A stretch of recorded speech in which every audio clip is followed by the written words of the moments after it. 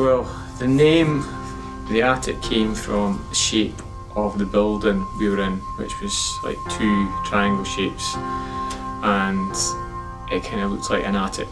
It's in the Elam Church, and it was a Scandinavian kit church, so that was the design for heavy snowfall, so it looks like two roofs, and it was an organisation, Youth for Christ. The attic to me is,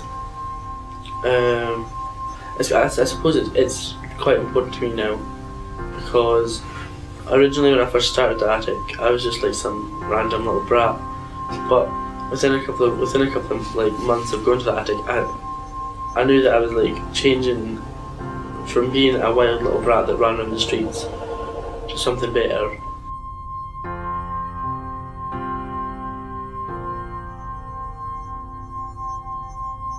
When you go to that place alone,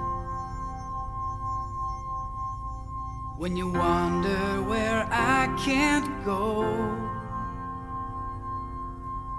how am I supposed to keep control? Are you alright? How can I know? The attic, it's always been about working with children and young people who don't normally come to church or don't have any kind of experience of, you know, being taught about Christianity, and with deliberately, you know, the attic was all about deliberately going out and speaking to unchurched kids, young people and families. So that's not changed. That's still our heart, is to reach out. I knew that I always wanted to work with kids or young people, and the attic's just kind of sorted like a solid base for me to go on and do that.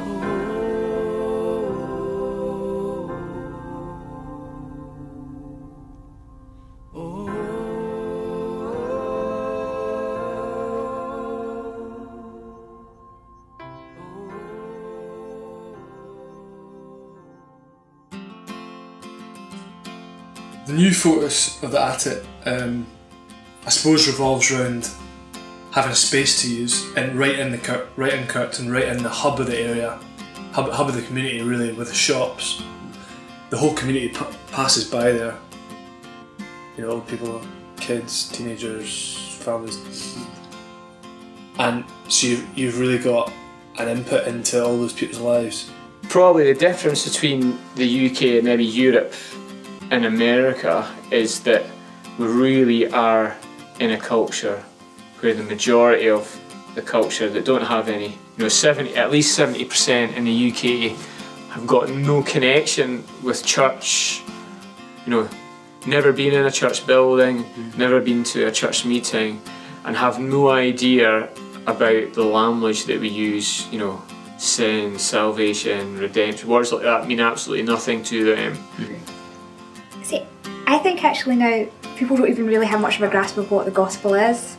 I think it is very much a kind of reaction to church culture or to Christians, or yeah, it's that kind of, people have this idea of what church is and they don't see it as relevant to their lives.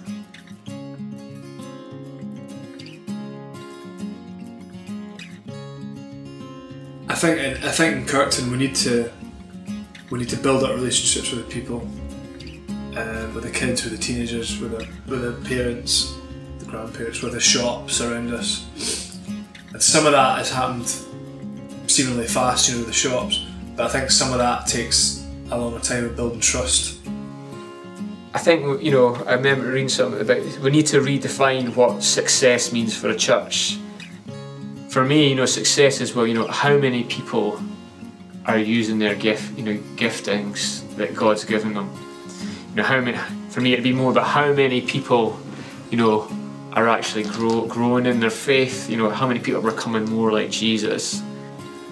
I have friends and family that live in the Curtin community, and I know from experience that it could be quite wild, and there can just be like loads of little kids wandering the streets until like 9 and 10 at night.